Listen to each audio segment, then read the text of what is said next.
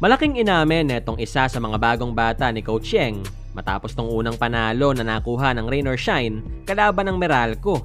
Yan, matapos mong i-like ang video na ito, mag-subscribe sa ating channel at pakidamay na rin ang ating opisyal na Facebook page. Last Sunday nga mga bulero, alam naman natin na opisyal lang nakuha ni Willie Wilson ang kanyang unang panalo bilang isang ganap na PBA coach. Matapos nga netong talunin ang koponan ng San Miguel. It's very significant even without talking about the 10-game losing streak. It's just, knowing that we have the ability to beat a champion team like SMB. You kind of get into that rut of man, what bad thing is going to happen next.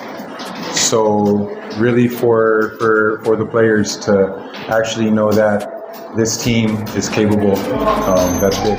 Pero maliban sa panalong yan, ay natanong din kay Wilson kung paano raw ba niya nagawang palabasin etong mas grabing effort na ipinakita ng kanyang mga bata sa ikalawang yugto ng laban. Tapos sinabi niya, Coach, do you think that you should shout more? Sabi ko, hindi naman ako ganyan.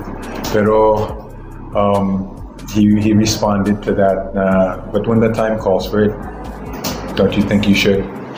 So, syempre, as a first-time head coach, malaki yan sa akin because for him to come up to me and make a suggestion like that takes bravery.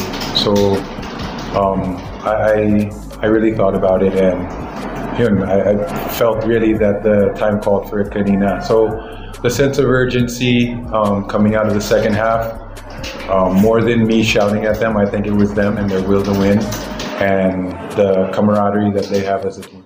Samantala sa kabilang banda, last weekend din mga bulero, opisyal lang nakuha ng Rain or Shine ang kanilang unang panalo ngayong 50th season. Kung saan kahit nga hindi nakalaro, etong si Pringle on that game, sa isang panayam ay nahingan pa rin to ng update regarding sa kanyang bagong koponan. It's been great.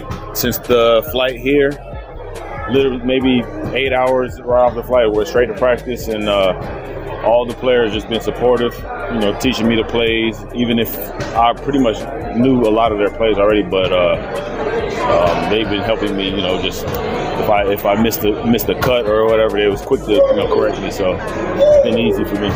Easy transition.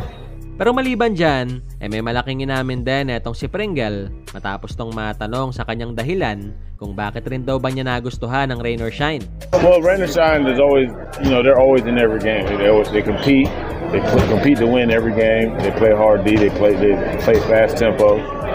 I think playing with Coach Yang was really the icing on the cake for me. I already have a relationship with them and the coaching staff, so it wasn't really too much thinking.